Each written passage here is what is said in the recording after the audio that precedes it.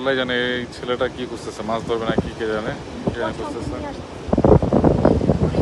বড় সড়ো বিপদ সংকেত মনে হয় আসবে আসলে। এইরকম মেঘ, এইভাবে মেঘ হয়েছে মানে পুরো কালবৈশাখী ঝড়। আর সামুদ্রিক ঝড় কেমন হতে পারে এটা না দেখলে বোঝা যাবে না আসলে। আকাশটা clear হয়ে যাচ্ছে এই পাশটায়, এই পাশটাতে তো ভয়ানক অবস্থা একবারে, একবারে ভয়ানক অবস্থা।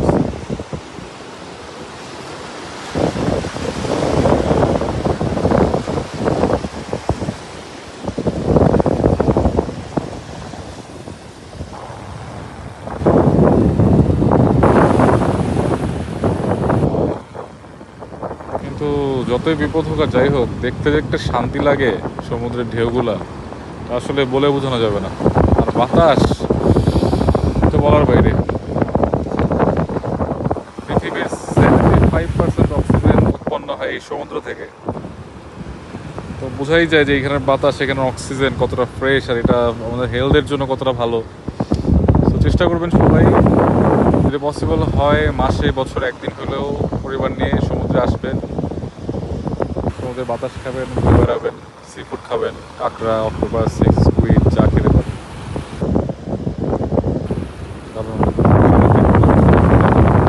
আর অনেক উপকারী, শরীরের জন্য ভালো।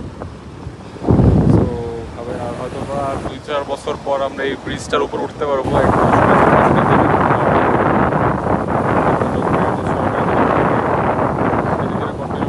হয়তো বা আমরা সেটাও দেখতে পারবো, দেখে অপেক্ষায় থাকি। আর আল্লাহর রহমতে মেঘটাও সরে যেতেছে, মেবি মেবি বৃষ্টিটা হওয়ার কথা ছিল কিন্তু হবে না। আর এ কি করছে আমি বুঝতে পারতেছি না, কিন্তু মনে হয় মাছ ধরার চেষ্টা করতেছে। এ কোনো পাক্কা জেলে। এই হলো অবস্থা।